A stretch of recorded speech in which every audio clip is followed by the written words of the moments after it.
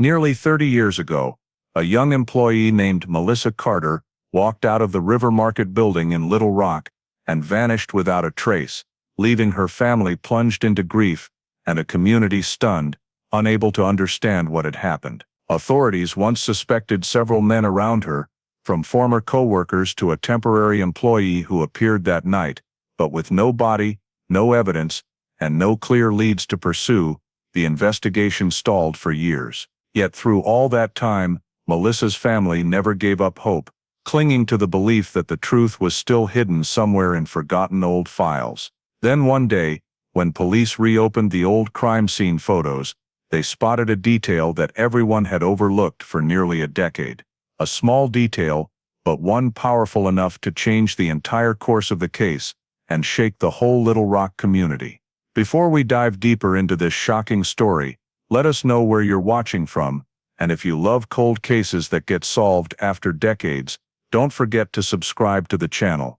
Little Rock in late fall 1996 had the characteristic quiet of days gradually moving into the cold season. A light wind blew through the rows of trees along the Arkansas River bank, carrying moisture that made the water surface hazy under a thin layer of mist. Golden light from the nearby bridge spread down like a shimmering silk ribbon, reflecting on the dark water to create a feeling that was both peaceful and somewhat distant. In the River Market area, most offices had turned off their lights, with only a few scattered windows still glowing in the silent space.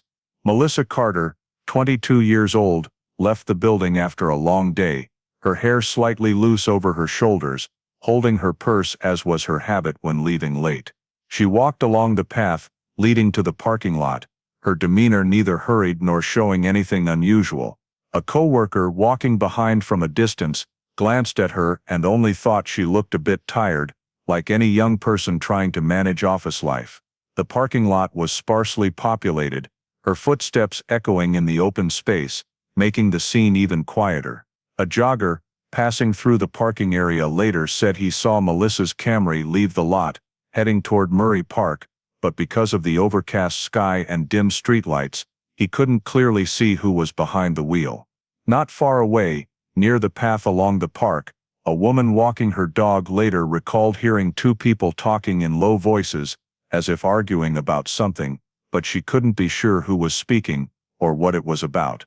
The night continued peacefully, with no unusual sounds, no disturbance that drew attention from nearby residents. The whole city went on with its daily rhythm, unaware that a disappearance had occurred right in the heart of the community. It wasn't until morning when a cyclist passing through Murray Park spotted the Camry parked crookedly on the edge of the lot. The driver's door was slightly ajar, the interior dome light still faintly on, as if someone had just stepped out but hadn't had time or need to turn it off. Melissa's purse was neatly on the front seat, undisturbed, with no signs of being rummaged through, and nothing left on the ground. Outside the car, the surrounding area was unusually silent, showing no clear traces of anyone standing or moving nearby that night. Melissa was not in the car, nor did she appear around the park. There were no reports of her showing up in nearby areas. When her family woke up and realized Melissa hadn't come home, they tried calling her but got no response. Initial worry gradually turned into clear unease as repeated calls went unanswered. The passing hours made them feel something was wrong. Melissa wasn't the type to stay out overnight without telling anyone. When all efforts failed, and there was no other option, the family called the police, reporting that Melissa Carter had been missing all night without leaving any sign of where she had gone or with whom. This disappearance opened a large, unsolved void, marking the starting point for a mystery that would last nearly 3 decades. When the family reported Melissa missing, local police quickly dispatched patrol units to Murray Park to check the car reported by residents. When they arrived, the park was still shrouded in the thin morning mist, the parking lot holding only a few scattered vehicles belonging to early joggers or fishermen. Melissa's Camry stood isolated to one side, not in a neat parking row, making it stand out strangely. Upon approaching, police noted the first unusual signs: the driver's door slightly open and unlocked. The interior dome light still on, indicating the car had been opened recently. the purse on the front seat but undisturbed, no broken or scratched windows, and on the ground around it, no dropped items, debris, or signs of a struggle. This wasn't the typical scene of a robbery, violence, or emergency, forcing the victim to flee the car. Everything looked both normal and not normal, prompting the officers to carefully document every detail to avoid missing any inconsistencies. A quick check inside revealed the interior undisturbed, no suitcase, no large belongings, the keys weren't in the ignition, her personal phone was nowhere to be seen, but Melissa's wallet was in the purse, leading police to rule out robbery from the start. The still-on light raised questions: had Melissa left the car in a hurry, or had someone else opened the door after she stopped? To avoid contaminating the scene, the investigators cordoned off the area around the car with police tape, asking anyone in the park to move away. They then began assessing the full search area, the parking lot, the walking path parallel to the riverbank, open grassy areas, and a few trails leading into dense trees at the park's edge. Meanwhile, another group of officers walked the grass looking for anything that might have fallen from her purse or person if she had moved away from the car. However, the flat, dew-damp grass showed no prominent footprints, nor any items like keys, papers, or accessories. Everything was clean, as if no one had passed through.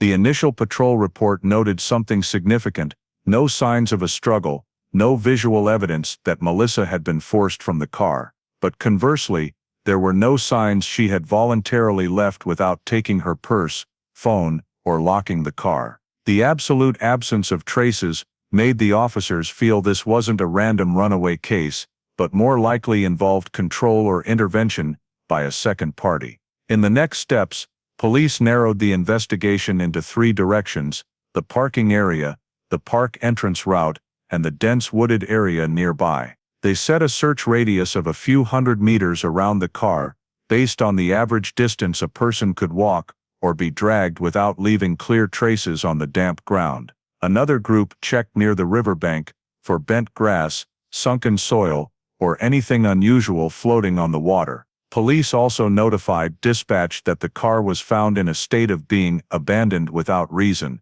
so other units could help identify areas Melissa might have gone if she left voluntarily. But the more they observed the scene, the initial assessment leaned toward Melissa leaving the car in an unclear situation, not due to signs of violence, but due to the lack of signs of any action. This very emptiness created the problem. If there was no conflict, no running footsteps, no object traces, then what had caused her to vanish just dozens of steps from the parking lot into the park area?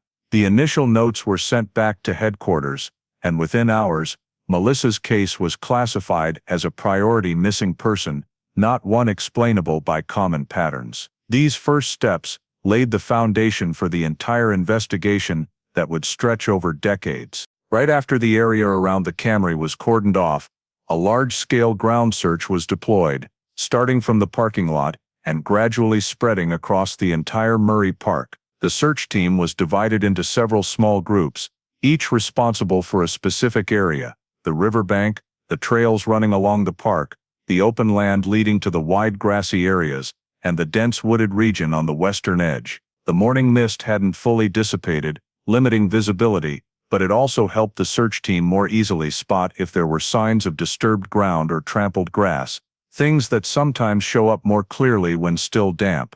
However, as the groups systematically moved through each area, they found no direct signs that Melissa had walked from the car deeper into the park. The small trails leading from the parking lot into the wooded areas had no fresh footprints, no unusually broken branches, or dry leaves disturbed in the way typically seen when someone passes through at night. The riverbank also showed no new footprints or personal items left behind. This was one of the points that puzzled the officers. If Melissa had left the car on her own, she would likely have left at least some basic traces on the ground, but the scene was completely silent. In parallel with scanning the park's surface, another group mapped out the routes Melissa might have taken if she continued driving, or if someone had brought her to the park. They examined the path from River Market to Murray Park, identifying turns, locations with traffic cameras in the 90s, which were very limited, and dark stretches with little traffic at night. Reconstructing this route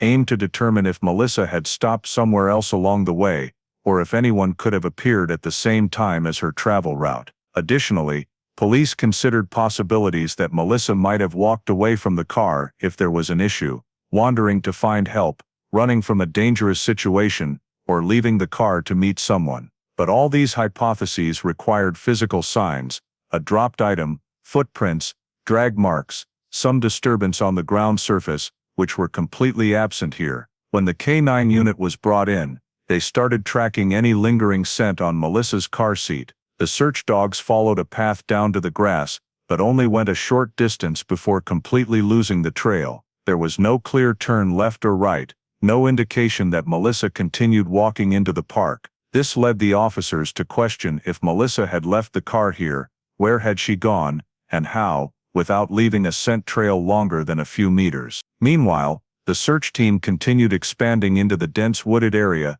to rule out scenarios where the victim left the car in distress or an accident. This area had rougher terrain, many low bushes, and should have had clear signs if someone tried to go deep inside.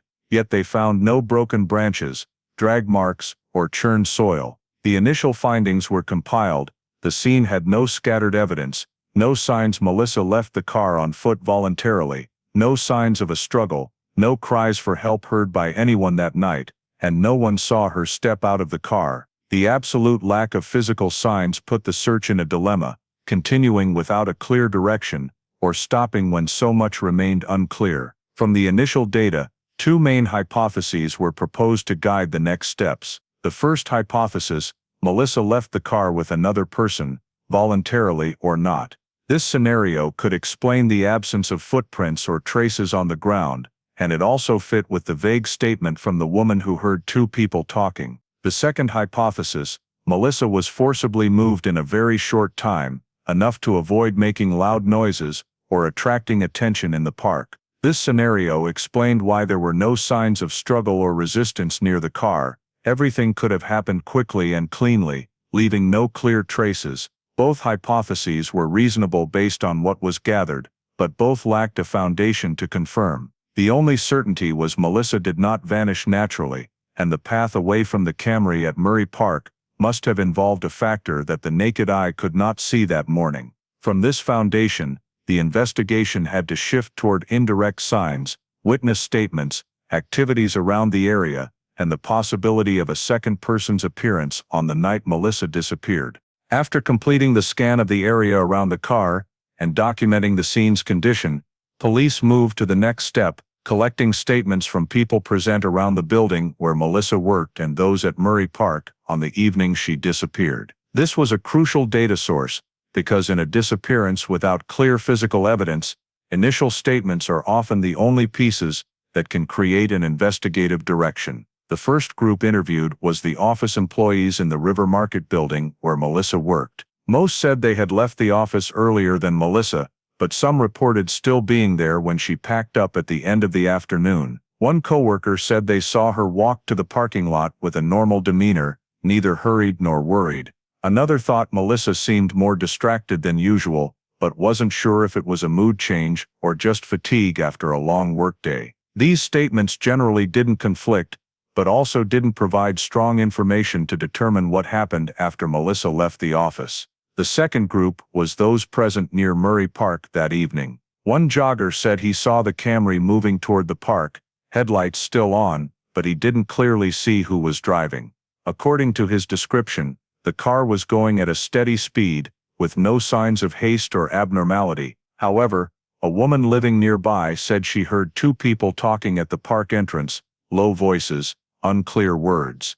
This statement created the first inconsistency. If two people were talking, why did the jogger only see the car moving alone? And if there really were two people in the area, why did no one see them together or stepping out of the car? Another witness, a man fishing near the parking lot, stated he saw the car park at night, but didn't see anyone leave the car. He said the light from the interior was quite prominent in the dark, but he didn't see any silhouette open the door or get out. This made the scene even more puzzling. People saw the car drive into the park, but no one saw anyone step out, despite the driver's door light being on and slightly ajar. When cross-referencing all statements, police noted a pattern that was hard to reconcile. One witness heard two people talking. Another only saw the car moving without clearly seeing the driver. One saw the car parked without seeing anyone leave, and office employees only saw Melissa go to the parking lot alone. No one could provide a complete or fully matching picture. Some statements might have been affected by the weak lighting in the park, distant observation, or hazy memory, when the person didn't realize they were witnessing a significant event at the time. But whatever the reason, the inconsistencies between visual statements and the sounds witnesses heard made police unable to conclude in a simple direction that Melissa just drove to the park and vanished alone. Right in the first compiled report, the two most prominent data points were noted: a car moving without anyone sure who was driving, and the conversation of two people heard around the same time. These two mismatched facts led to the early assessment by the lead investigator.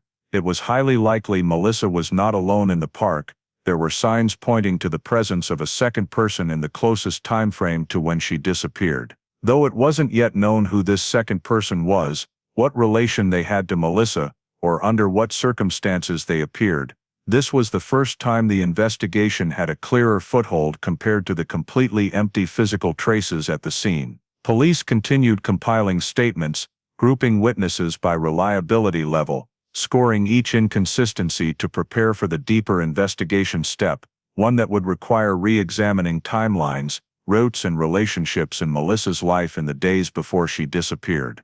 From the initial statements indicating the possible presence of a second person on the evening Melissa disappeared, police quickly turned their attention to individuals who had close relationships with her, particularly those who might have appeared along the route between her office and Murray Park. The first in this group was David Ring, Melissa's ex-boyfriend. They had dated for a few months before breaking up not long before, and although the relationship ended peacefully according to family members, police still viewed it as a lid worth checking. When invited in for questioning, David appeared calm, showed a cooperative attitude, and firmly stated he had no involvement in Melissa's disappearance. He provided an alibi that evening.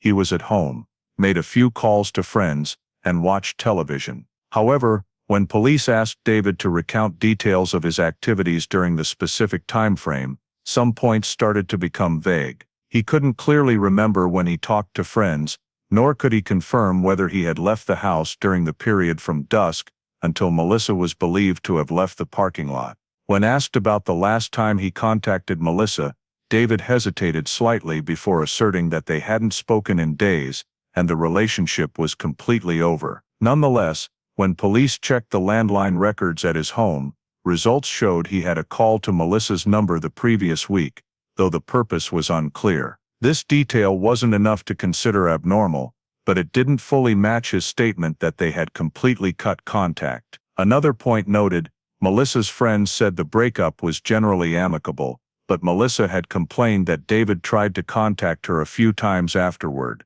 Such information wasn't enough to establish motive, but it was still a sign police needed to include in the report. When asked if he had driven through Murray Park that evening, David firmly stated he hadn't been in that area. He described his evening as staying home and watching a specific TV program, but when police wanted to verify, he couldn't recall which channel or what show. This made his statement hard to confirm. Police also asked if David knew Melissa often drove to the park area. He replied that she sometimes drove out to relax after stressful days, but he didn't know her specific evening habits. An accurate but rather general answer. When pressed further about their relationship in the final weeks, David consistently maintained that everything was normal, no arguments, no conflicts. Other questions about exact times and locations that evening, he couldn't provide clear details for. However, crucially, there was no physical evidence or independent statements placing him near Melissa on the evening she went missing. No one saw his car in the area. No cameras or witnesses reported his presence at River Market or Murray Park. The vague details in David's statement, including unverifiable time periods, the prior call to Melissa, and scattered memory of evening activities, were all noted by police. But they only created an image of uncertainty, not suspicion. In terms of investigation, Such vague points are not uncommon in missing persons cases, as people's memory of events is often poor, especially when they didn't know at the time that what they were doing would become important information in an investigation. At the end of the interview, the investigative team agreed that David Ring was not fully cleared from the list, but there was no basis to consider him a primary suspect. He was placed in the category of person to keep on file, check further if new data emerges. From here, the focus of the investigation had to shift to other individuals in Melissa's work environment, where clues were beginning to indicate unusual activity on the night she disappeared.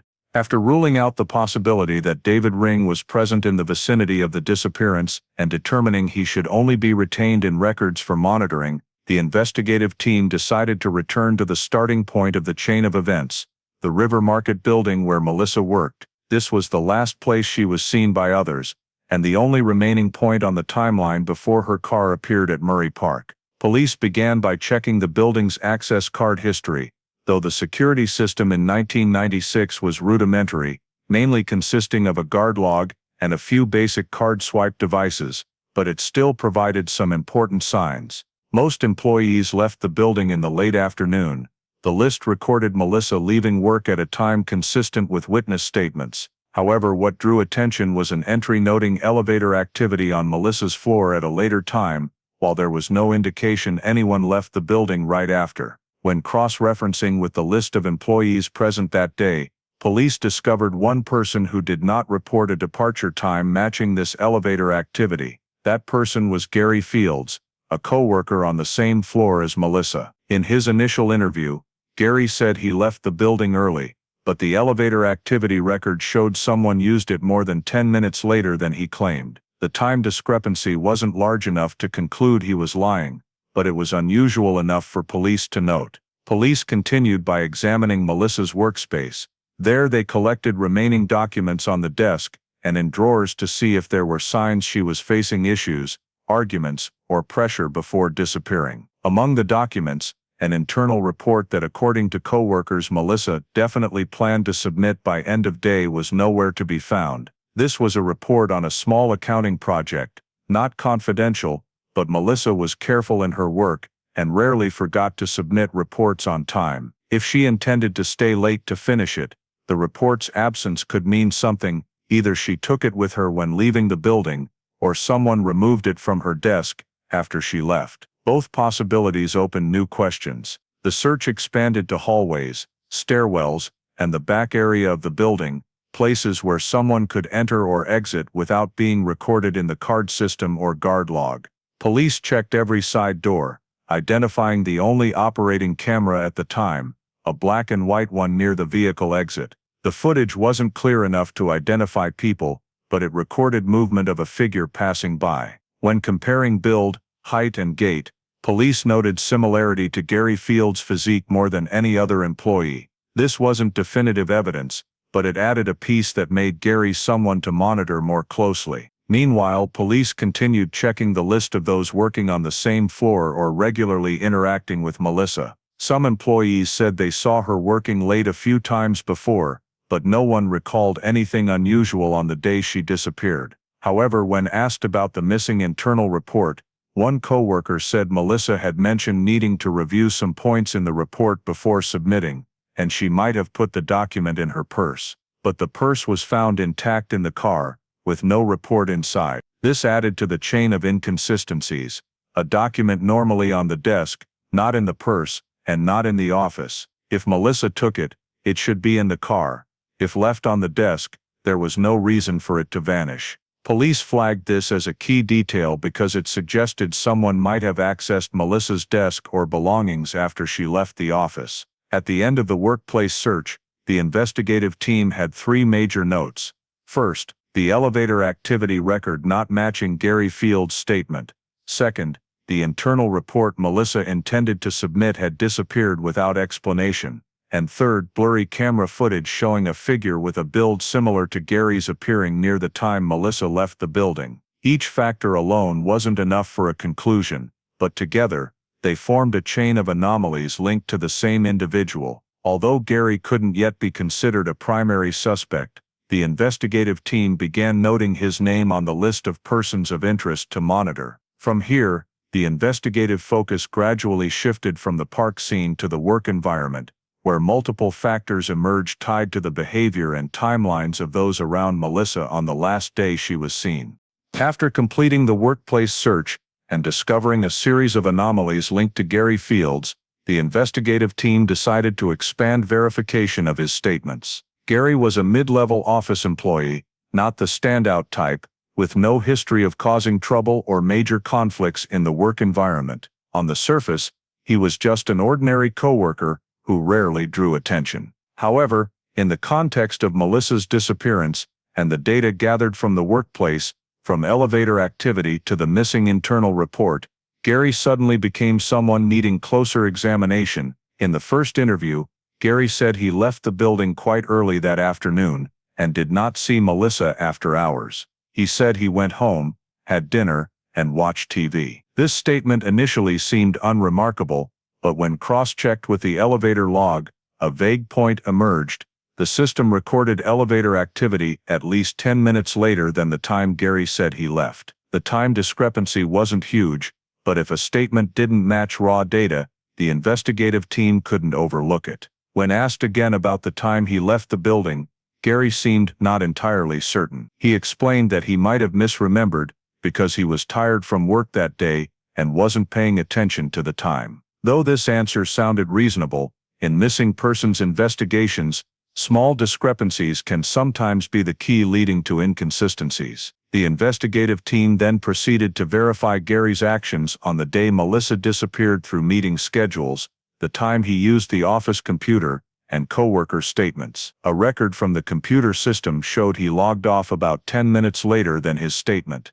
Similar to the elevator data, this didn't prove he was lying, but it created the impression that he was trying to maintain a time frame that was more estimated than accurate. If he misremembered one small detail like that, it could be harmless. But if he misremembered more than one thing, it became worth investigating further. When police asked if he saw Melissa after hours, Gary firmly stated that he did not encounter her, did not see her in the hallway or parking lot. However, when asked for details about leaving the building, he couldn't specifically describe whether he took the elevator or stairs, which door he exited, or if he encountered anyone on the way. People who are truly uninvolved often remember such small things quite clearly, especially in a familiar environment, because they are recounting a routine event. Meanwhile, those intentionally creating a cover often try to keep answers general to avoid contradictions. A coworker on the same floor said she briefly saw a figure passing in the hallway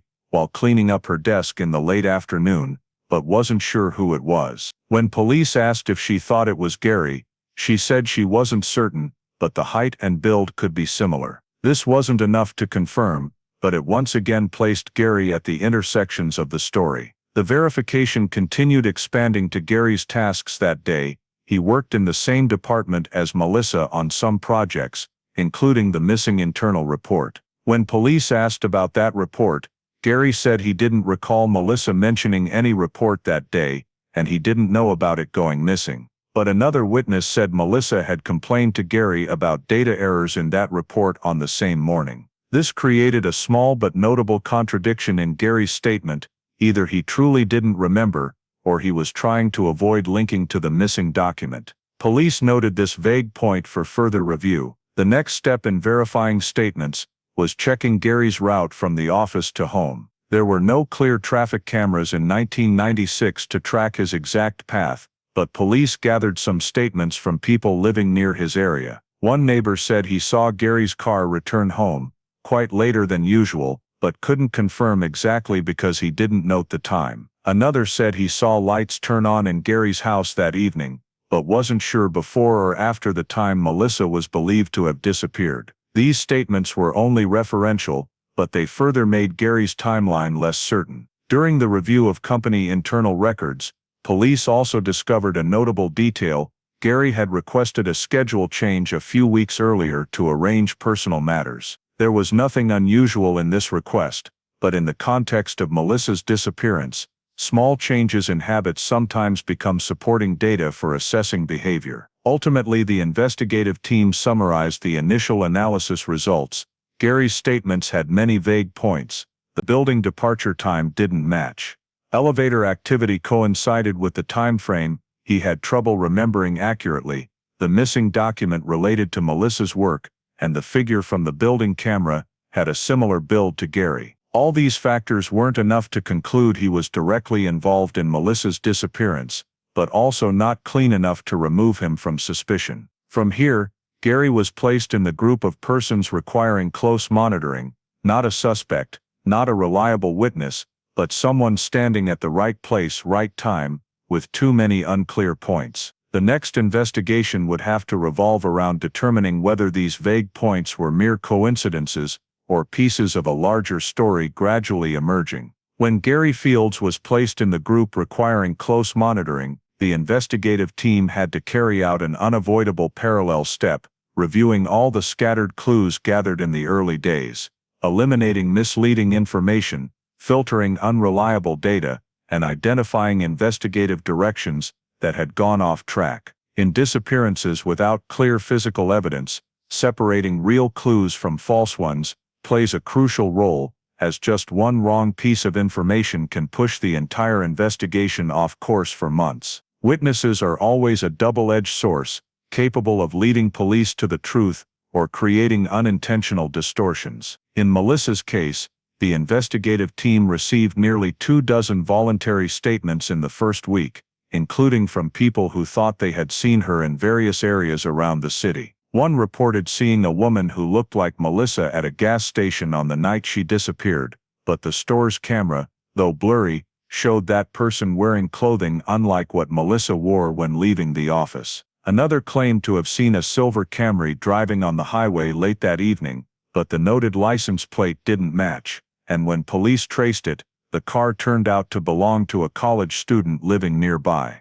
Another statement particularly wasted the investigative team's time. A man reported hearing a scream in the park around the time Melissa was believed to have disappeared. However, upon rechecking, the sound he heard came from a group of youths playing sports nearby, who confirmed they were in the park that evening, and the sound was just playful banter. Verifying this took nearly a week, and in the end, the investigative team had to note it as a completely false lead. Camera footage was also part of the mess. Cameras in and around the River Market area at the time were very low quality, mostly black and white. One clip capturing movement of a car resembling a Camry exiting the Northway led police to consider an alternate route, but after detailed analysis, they determined the model in the image was a different year, with tail-light details not matching Melissa's car. Another camera in the park recorded a silhouette of a walker, but nothing proved it was Melissa or anyone related to the disappearance. Delving deeply into analyzing these blurry images would easily waste time on unrealistic possibilities.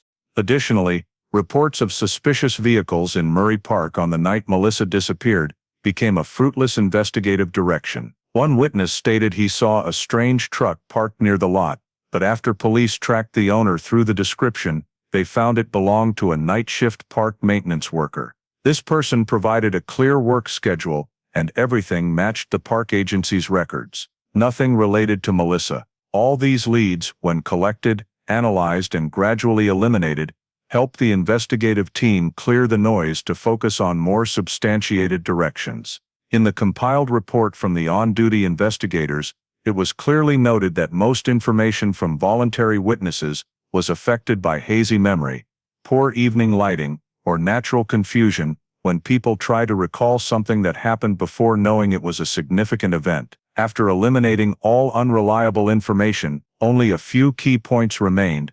Melissa left the office alone. Someone saw the Camry heading toward Murray Park. A woman heard two people talking near the park entrance, and a figure leaving the building at a time coinciding with when Melissa disappeared. All these points, when placed on the same axis, revolved around the people last present along the same route or space as Melissa. The investigation thus began to narrow significantly, no longer relying on scattered leads or speculation based on inaccurate accounts. The investigative direction now focused on individuals with actual connections to her coworkers on the same floor, people present in the building at unusually late times, and especially those who might have seen or approached her in the moment she left the office. At the end of this review phase, the investigative team officially eliminated over 70% of the initial information, retaining only a few reliable pieces, all pointing to the same scope: the people who last interacted with or had access to Melissa right before she vanished. This was the step that defined the focus, preventing the investigation from becoming diluted, and also the step paving the way for deeper digging into individuals appearing at the right location, right time, with statements that weren't truly clear. From here, the case began entering a more serious phase, where every vague point in statements, and every unexplained second, would become the focus of the next investigation. After many weeks of reviewing, eliminating and filtering clues, the investigation into Melissa Carter's disappearance reached a deadlock. The remaining details after discarding false information were just a fragmented chain of images: Melissa leaving the office in a normal state, the Camry appearing at Murray Park, vague conversation heard by a walker, and a figure in the building leaving later than stated. No single detail was strong enough to reconnect the sequence of events that evening. In internal meetings, the lead investigator frankly admitted an uncomfortable truth: a complete lack of physical evidence. No strange fingerprints in the car, no items left behind, no signs of a struggle, no footprints, no drag marks, no traces of movement in the park. Melissa's Camry was the only scene, but it was a scene so clean that nothing could be analyzed from it. Regarding cameras, 1996 was still an era when most parks, streets, and small buildings were not monitored by high-quality camera systems. The only camera capturing a blurry figure in the office building was nearly useless for identification. There were no cameras along the riverbank. Traffic cameras in the area either didn't exist or weren't operating at that time, and the convenience store camera near the park was too blurry to read license plates or identify any faces. In discussions with leadership, the investigative team repeatedly mentioned the issue of direct witnesses. In all the statements collected, no one clearly affirmed seeing Melissa step out of the car, enter the park with anyone, or interact with anyone after leaving the office. The accounts were all of the possibly, it seemed like, I think that variety, rather than the certain specific kind needed in disappearances involving criminal elements. Some witnesses tried to recall exact times, but when police asked for more detailed descriptions, how the lighting was, where they were standing, what they saw, their memories began to fade, and no longer showed high reliability. Dim lighting, distant observation, and subjective psychology all contributed to making the statements inaccurate. This situation prevented the investigative team from building a clearer timeline than what they already had. The period between Melissa leaving the office and the time the car was first seen at Murray Park could only be placed in a broad time frame, unable to be narrowed down to minutes as investigators desired. This was particularly important because in disappearances, the golden hour, the first minutes or hours, often determines the chance of finding the victim's whereabouts. In Melissa's case, the golden hour was missed from the start, not due to negligence, but because the incident was only reported in the morning, after the critical time had passed without anyone knowing. After a month of investigation, the team entered a repetitive phase, re-reviewing what had been done, re-interviewing old witnesses, re-checking the scene, re-scanning landline records of related people, trying to piece together small scattered facts. But those facts weren't enough to create a new pattern. Every connection was loose, every speculation based on absences, and every hypothesis ran into the same point: lack of physical evidence. Internally, some investigators acknowledged the high likelihood that Melissa left the car with someone, but no one knew who that person was, and more importantly, no one knew why. Some thought she left the office to meet someone at the park, but no traces of contact were found in landline records at home or work. Others suspected she was forced from the car, but there was no evidence of struggle or coercion to support that hypothesis. After nearly 2 months, the case began losing its initial priority due to lack of progress. Resources were reallocated to cases with more concrete evidence, while Melissa's case was gradually pushed to the group of files at risk of indefinite prolongation. Though the investigative team didn't give up, they had to accept the reality that the case lacked the most crucial elements to push forward strongly: no weapon, no direct witnesses, no clear starting point, and no travel path to track. Ultimately, the Melissa Carter case file was officially transferred to active suspension status, meaning the case wasn't closed, but no longer had large resources to pursue daily. Related documents, from scene sketches, witness statements, blurry camera images, and elevator activity reports, were all stored in archives. Melissa was added to the city's long-term missing persons list, and the case was shifted to cold case status. The concept of cold case isn't simply an old case, it's a state where all available information has been used, all possible investigative directions have been tried, and no new signs remain to continue pursuing. Melissa's case fell exactly into that condition: a traceless disappearance, a clean scene, a peaceful night hiding something no one saw, and a chain of anomalies not strong enough to become incriminating evidence. When the case was moved to cold files, no one could predict that the clues they were missing would only emerge many years later.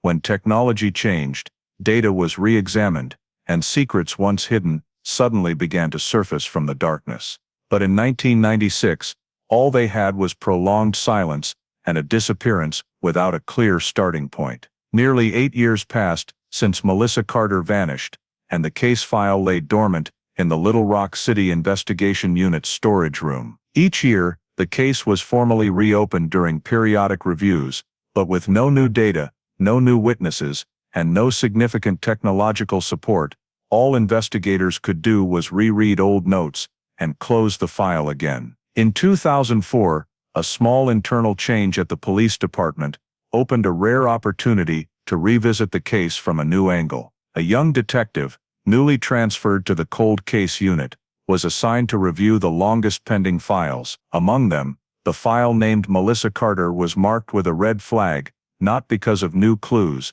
but because it was one of the cleanest disappearances ever recorded. No evidence, no direct witnesses, no physical traces. For this detective, that unusual cleanliness made the case worth re-examining. He started by reading the entire original 1996 investigation file: witness statements, scene notes, route analysis, vehicle examination reports, list of related persons, and all data collected from Melissa's workplace. Most aligned with old conclusions, the case was deadlocked due to lack of data, but when the detective reviewed the River Market Building Access History section, he discovered something strange that the previous generation of investigators had almost overlooked: an unidentified access card, labeled Employee 17, appearing in the building's control log on the evening Melissa disappeared. The 1996 investigator's note was brief: possible system error, unable to identify employee at that time. At that time, the magnetic card system wasn't accurate enough to verify each employee, and the investigative team rated this entry as non-priority. They focused on the Murray Park scene and people close to Melissa, reasonable given the technological context. But in 2004, the young detective felt this entry needed closer scrutiny. He began by tracing the employee list from Melissa's company in 1996. Remaining personnel records showed the company had 16 full-time employees and 3 temporary ones. When cross-referencing each name with access card lists, he found the 16 cards all matched full-time employees. 2 of the 3 temporaries used shared or borrowed cards from administration, but one person alone had no clear information linked to access that day. That was the one labeled Employee 17 in the log. The detective immediately rechecked the card sequence number, activity times, and discovered the card was used only twice that day, once in the afternoon and once in the evening, timing almost perfectly coinciding with when Melissa left the office. This was a coincidence that couldn't be ignored. When reviewing old internal documents, the detective found that card number 17 had been issued to a short-term IT contract worker employed temporarily for a few months, but this person's records were incomplete when archived. He was on a short-term contract, not full-time, and left the job just weeks after Melissa disappeared. This person's name wasn't in any witness lists, didn't appear in initial investigation reports, and wasn't recorded as ever interviewed, as if he had never been considered for checking. This detail led the detective to ask, why was someone present in the building that exact night, with recorded card access, never interviewed? The reason could be mere coincidence. The 1996 card system was unstable, erroneous recordings or data mix-ups were common. But there was also the possibility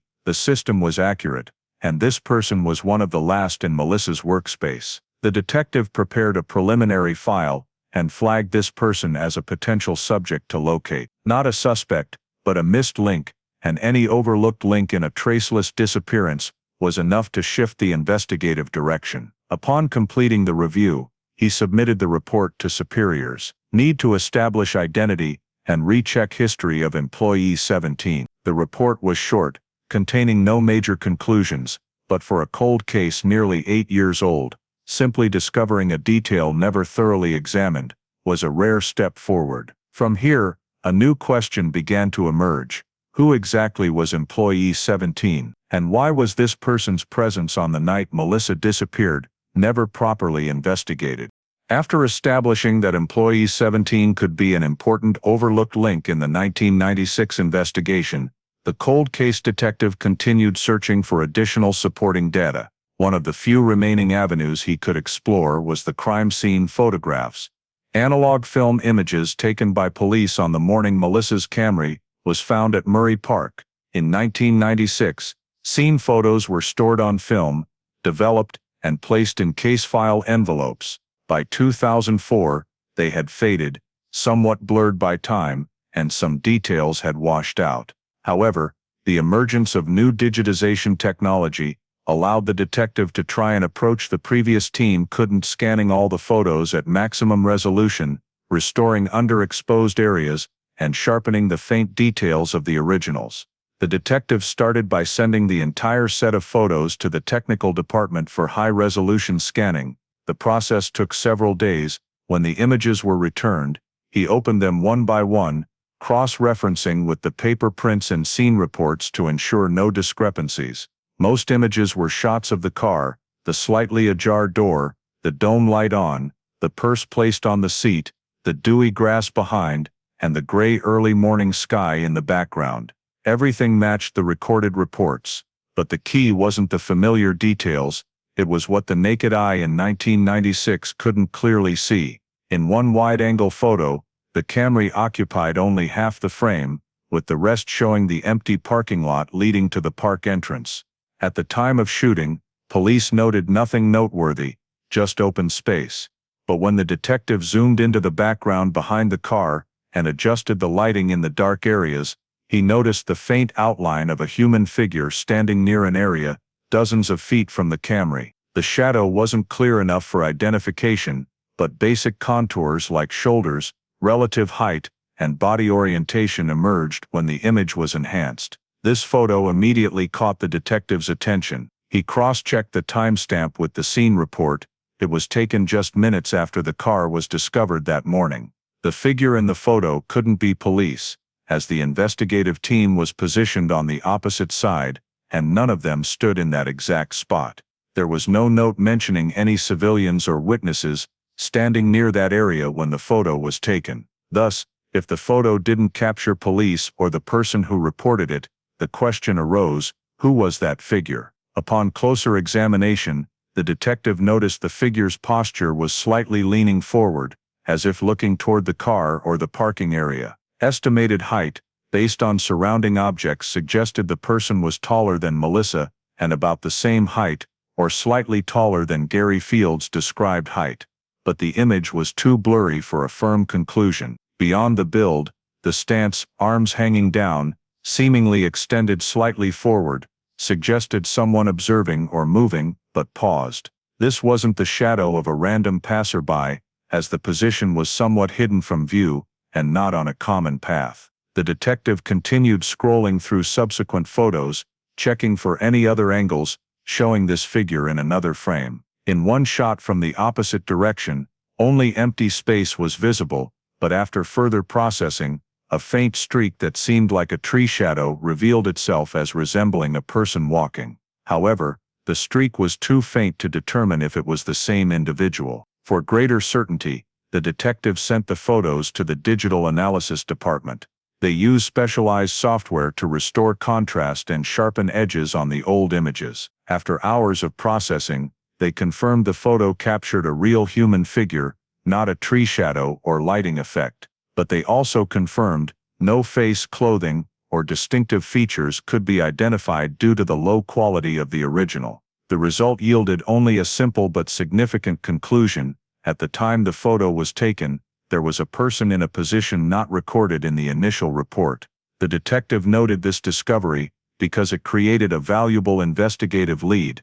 This person could be a witness, someone who happened to be there, or in the context of the case, someone with information related to Melissa's disappearance. If the figure was someone familiar with the area, the question was why they didn't report being at the scene. If it was someone police had never verified, approaching them years later would be difficult, but not impossible. In a cold case stretching nearly 8 years, any detail could become the foundation for a new investigative direction, and the figure in this restored photo was the first unignorable detail in many years. No conclusions were drawn immediately, but the detective knew he now had 2 new data points to connect. Employee 17, present in the building that night, but never interviewed, and the figure in the photo, appearing near Melissa's car the next morning. Whether these 2 facts were related remained unclear, but they marked the first time since 1996 that the Melissa Carter file had something new to hold on to.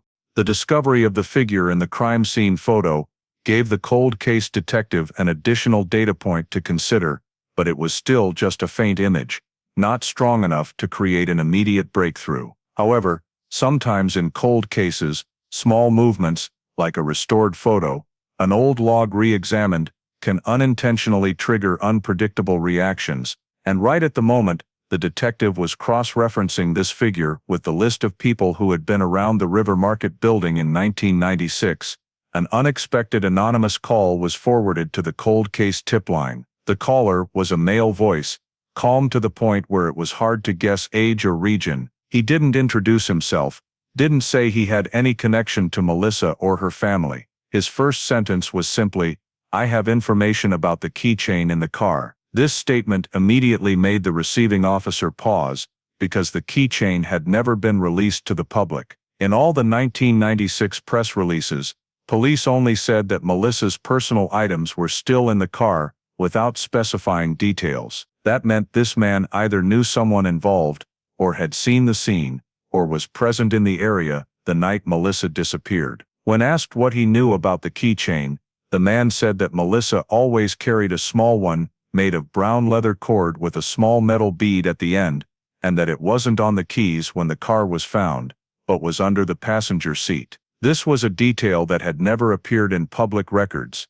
In the 1996 internal report, police only noted that the key ring had no decorative attachment, but didn't specify where the keychain was found, because it was deemed unimportant at the time. What was particularly crucial was the location the man described, under the passenger seat, which matched perfectly with a buried note in the original scene report. An officer in 1996 had handwritten in the margin, "Found small keychain strap under passenger seat, may have fallen. No sign of break-in." This note was downplayed because it showed no criminal indicators, and the item was too small to be listed as primary evidence. But the man on the call knew exactly where it was. When the detective was informed about the tip line content, he immediately requested to listen to the full recording. The man's voice wasn't trembling, wasn't tense, but also wasn't trying to hide anything. His next sentence was, "You should check the evidence box again. You missed something important." After that, he hung up. The total call lasted under 2 minutes. The fact that an anonymous tip provided a detail never released turned the call into unusually high credibility information. Fake or guessing callers usually provide vague general info. This man gave exact details that only someone with direct access to the scene, or to someone involved, would know. The detective immediately tried tracing the incoming number, but it showed as untraceable, most likely from a payphone or using simple number blocking techniques common in the early 2000s. Unable to trace the caller, the detective turned to the man's remaining suggestion, reopening the original evidence box from the case, something untouched for nearly a decade. The box was numbered according to the 1996 code, containing items taken from Melissa's Camry, the purse, papers, a few personal belongings, and a small bag holding loose items like a bracelet, pens, note papers. The keychain in the box was categorized as unrelated, with a short 1996 note, possibly fell off the key ring. The detective requested the evidence verification department to re-examine the entire bag of small items. They confirmed the keychain was indeed a thin brown leather cord, with a metal bead at the end, exactly as the man described. But what caught the detective's attention more was a detail not clearly noted in the 1996 report. The keychain had small scratches on the metal part, one edge slightly bent, signs it had been pulled or yanked hard before falling to the car floor. The original team might have seen this as normal wear.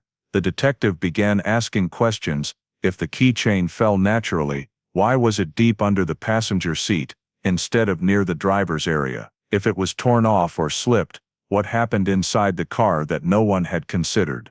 And most importantly, why did an anonymous caller in 2004 know the exact location of the keychain in the car from the 1996 morning? From here, the evidence box, once deemed unimportant, became the center of a new review. The detective requested re-photographing every item using the new digital system, documenting every scratch, every fiber trail, every tiny thread or fragment that might still remain. The keychain, a tiny item overlooked for nearly 8 years, now became the starting point for an entirely new investigative direction, and a more critical question began to emerge.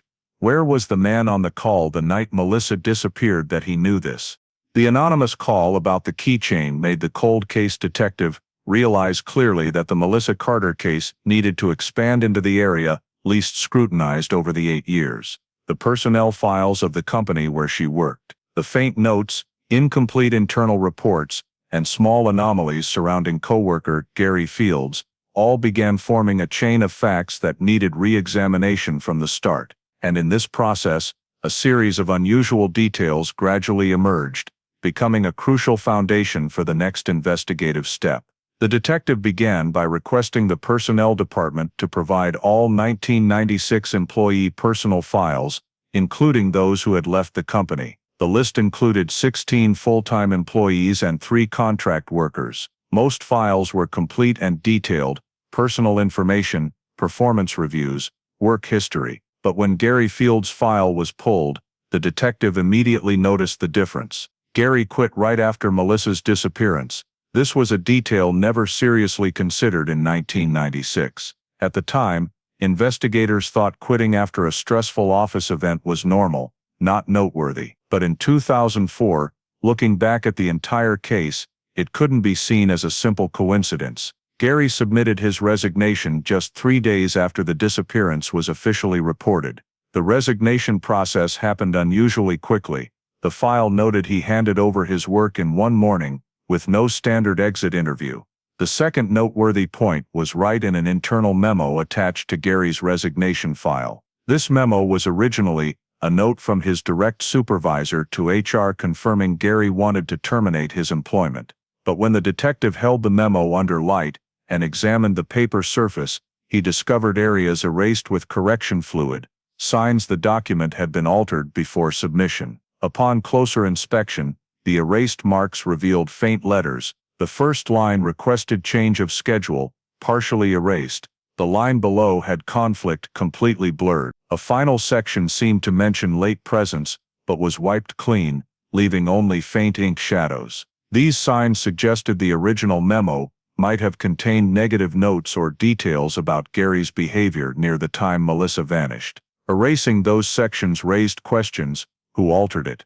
Why alter it? And what was the original content? The detective questioned old HR staff, those still with the company in 2004, but no one clearly remembered the memo details, only that Gary wanted to quit suddenly, and everyone was confused because of Melissa's case, so no one paid much attention to internal office matters. The third sign making Gary's file stand out was a note directly related to Melissa, appearing on the back of a sheet in his file. This wasn't an official note, but a small loose scrap of paper clipped among the documents. The handwritten note in blue ink, undated, had just a few short lines: "Follow up Melissa, pending file," and below were two unclear symbols. This note didn't match any official work task assigned to Gary. Their department was finance administrative, with no procedures requiring personal follow-up between employees in that way. The only possibility was Gary tracking progress on something related to the internal report Melissa was handling, the missing report already mentioned in the workplace review. If that scrap related to the internal report, questions arose. Why did Gary make a private note for himself? Why was the note in his personal file, rather than department-shared documents? And why wasn't it mentioned in his initial statement? The more examined, the detective saw a chain of unusual coincidences. Gary was in the building later than his statement. Melissa's internal report set for submission went missing. A note mentioning Melissa appeared in Gary's file. Gary's resignation memo was altered. Gary quit just days after Melissa disappeared. Each factor alone could be coincidence, but placed on the same timeline, they began forming a suspicious logical thread. The detective couldn't conclude Gary was involved in the disappearance, no physical evidence to charge, but clearly his file showed behaviors inconsistent with prior statements. The detective prepared a report highlighting three main points.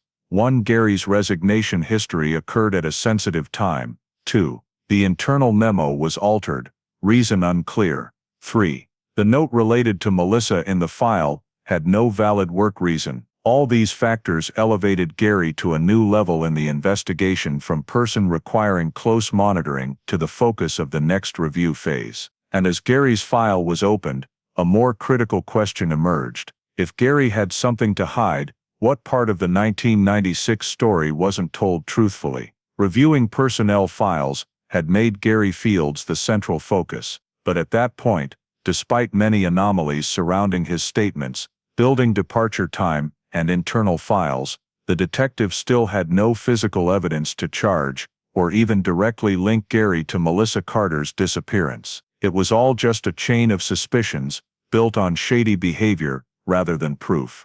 This put the case in a dangerous state, an investigative direction, but no basis to proceed. And then, an unexpected event occurred. One morning, in early 2004, while the detective was continuing to track information on employee 17, the cold case unit received a call from a woman saying she had some old items from an ex-boyfriend she wanted to turn over to police. She didn't want to say much over the phone, only that these are things police should have seen long ago. Her ex-boyfriend, Gary Fields. At first, the detective wasn't fully convinced. In cold cases, such calls sometimes come from emotional sources, exes seeking revenge, or simply wanting involvement out of curiosity. But the woman, knowing Gary was under police review, and voluntarily mentioning Gary's old stuff, made the detective feel it needed immediate checking. He arranged to meet her at the station to receive the items. The woman brought a medium-sized cardboard box,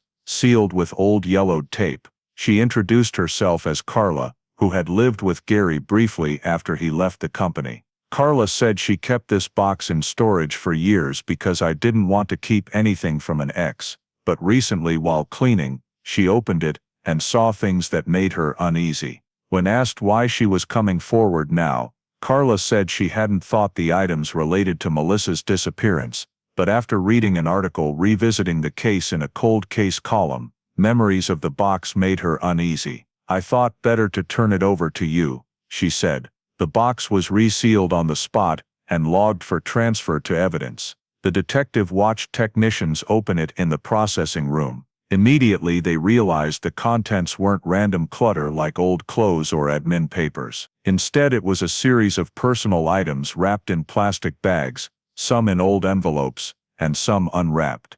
The first item that stunned the detective, a brown leather cord keychain, identical to the anonymous call description. But not the keychain that fell in Melissa's car, that was in the original evidence box. This was another keychain, same style, same material, but older, with similar scratches, and especially on the leather cord were small initials, MC, initials matching the victim's name.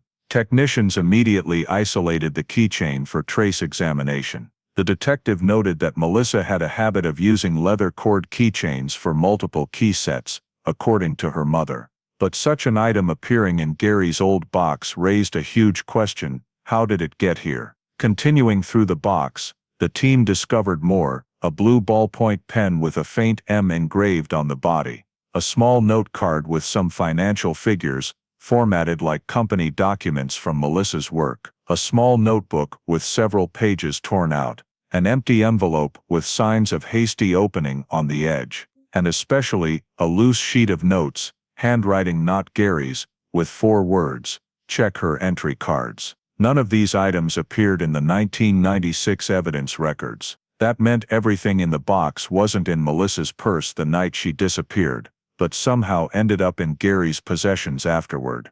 When forensics checked the box bottom, they found thick dust divided into 2 clear layers, old dust stuck to the bottom, and a thinner layer on top, proving the box had been opened or moved at 2 different times. Based on dust type and adhesion, technicians preliminarily concluded the box might have been disturbed at least once around 1997 or 1998. This led the detective to a series of questions. Why was a box with suspicious items related to Melissa in the home of Gary's ex-girlfriend? Why did Gary keep these things but never mention them in statements? Why was the box moved after the disappearance? And more importantly, who wrote the note, check her entry cards? While examining each item, forensics unexpectedly found a 3rd set of fingerprints, not Gary's, not Carla's. The prints were on the underside of the leather keychain, in a position only touchable if someone held it flipped over, not the natural grip position. The fingerprints were run through the criminal database, but results no match to any criminal records in Arkansas. Also no match to any employees from the company at the time, per data the detective had already reviewed. These fingerprints belonged to an unidentified person. One technician commented this was very likely the print of someone who held or pulled the keychain, especially since the print was on the scratched metal part. This increased the chance the keychain had been forcefully handled in an unusual situation. The detective logged all data. Box appeared from Carla, someone in a relationship with Gary after Melissa's disappearance. Inside the box were items related to Melissa. Some items showed physical impact, pulled or yanked. Box was moved after the disappearance. Third-party fingerprints appeared, not Gary, not Melissa, not Carla. More importantly, the box being turned in by someone with no reason to hide, but Gary did, increase suspicion. Why did Gary keep these for years? Why not destroy them? Or did Gary not think they were important? Or the more troubling possibility, did someone else place them there? Many questions opened, but none answerable yet. However, for the first time since 1996, the investigation had new physical evidence, not just suspicion or speculation. The evidence box was officially numbered 227 and moved to special storage. For a years-long case, one small box like this could be the missing piece the entire case lacked. Now, the detective had 3 new data axes: the box of items, the figure in the photo, and employee 17. The next question, clearer than ever, was Gary truly the center of all these anomalies, or was the third-party fingerprint the key to unlocking the secret of the night Melissa Carter disappeared? The discovery of evidence box 227 brought the investigation into an entirely new phase. For the first time since 1996, investigators had in hand a set of evidence that couldn't be explained by coincidence. Items belonging to Melissa appeared in Gary's personal box. The box showed signs of being moved after her disappearance, notes related to access cards, and most importantly, fingerprints from an unidentified third party. All of this forced the investigative team to confront the one person directly linked to the new evidence, Gary Fields. Although there was no basis for charges yet, the detective knew it was time to bring Gary into the official interrogation room, for the first time since 1996. But unlike the brief interview years before, this time they had information to cross-reference, data to press angles, and most importantly, an accumulation of countless vague details where just one more slip would form major suspicion. Gary walked into the interrogation room with a calm demeanor, slightly defensive but showing no fear. He was much older than in 1996, hair streaked with gray, slower posture, but his manner of speaking remained the same, concise, emotionless, and avoiding excess information. The detective started with gentle questions, aiming to re-establish context and keep Gary from realizing right away that the case had progressed. They asked him about the day Melissa disappeared. Gary repeated his old statement. He left the office early, didn't talk to Melissa, didn't see her in the parking lot, and was home all evening. But when the detective asked him to describe the exact time he left the building, Gary gave a different time frame from his initial statement, off by nearly 15 minutes. Gary said he was certain he left at this new time because he remembered more clearly. This was the first contradiction. The detective placed the two statements, 1996 and 2004, side by side, and asked Gary why there was a change. Gary said human memory isn't perfect, and unimportant things are easily mixed up. The answer was completely reasonable psychologically, but the detective knew that changing timelines is often a sign someone is trying to rearrange their story to fit what they think police want to hear. Next, the detective asked Gary about Melissa's missing internal report. The first time hearing the question, Gary replied he remembered nothing about the report. But when the detective asked again, more specifically this time, Gary suddenly mentioned the report's content. It had to do with wrong data in the previous month's file. This was a detail never released, not recorded in co-worker statements, and only someone working directly in Melissa's office that day could know. The detective paused, letting silence stretch for a few seconds, then asked how he knew that content. Gary replied that I remember her mentioning it in passing, but 1996 co-worker statements said Melissa didn't exchange words with Gary that day. The mismatch between the new statement and old data added another suspicion point. The detective continued checking Gary's historical statement for the evening Melissa disappeared. He asked if Gary drove through Murray Park that evening. Gary answered immediately, no, but when the detective read the jogger's statement, who said he saw a figure standing near the Camry the next morning, Gary hesitated slightly. Though the figure in the restored photo couldn't be identified, Gary's reaction to the description made the detective note it. He denied too quickly, too fast when facing unidentified facts. Then the detective raised the question of Gary quitting just 3 days after Melissa vanished. Gary said he quit because it no longer fit the job, but when the detective asked why the internal memo showed signs of alteration, Gary was silent for quite a while, before saying he didn't remember writing anything, and HR might have edited it to fit the template. This answer wasn't wrong, but lacked the naturalness of someone innocent. One of the major turning points in the interrogation happened when the detective asked Gary about the box Carla brought in, but without specifying what was in it. He only asked, "Did you leave any personal items at Carla's house after breaking up?" Gary replied, "I don't think so." The detective pressed, "None at all?" Gary shook his head. This was when the detective presented the first challenge. "We have some items related to Melissa in a personal box that belong to you." Gary suddenly tensed back in his chair, losing his calm. He said it was impossible that he never kept her stuff, and demanded to see the items. But the detective showed no evidence, just noted Gary's reaction, the clear change in facial expression, voice and posture. When the detective continued asking about the leather keychain, Gary claimed he didn't know what kind Melissa used, but when asked, "Did you ever see her use a brown leather cord with a metal bead at the end?" Gary said, "I'm not sure, but she might have used that type before." This was the first time he admitted the possibility he knew Melissa used leather keychains, though earlier he said he had no idea. Another contradiction. At the end of the interrogation, the detective read an excerpt from the 1996 statement. When asked if he remembered Melissa carrying anything distinctive that day, Gary replied he didn't remember because he didn't notice, but now mentioning the keychain, he said she might have used that type. The shift in memory description showed Gary adjusting his story to the questions, a classic sign of someone not fully telling the truth. When the interrogation ended, Gary still maintained he wasn't involved. He denied keeping any of Melissa's items, denied altering the memo, denied knowing about the box, and denied everything except what couldn't be denied. But for the detective, the important thing wasn't what Gary said, but what he couldn't explain. How did he know the missing report's content? Why did he change the office departure timeframe? How did he know Melissa used leather keychains? Why did his personal box left with Carla have items related to Melissa? And why did he react strongly hearing about the figure standing near the Camry? The small discrepancies in statements, scattered over nearly a decade, now began accumulating. They were no longer isolated pieces, they connected into a pattern of behavior.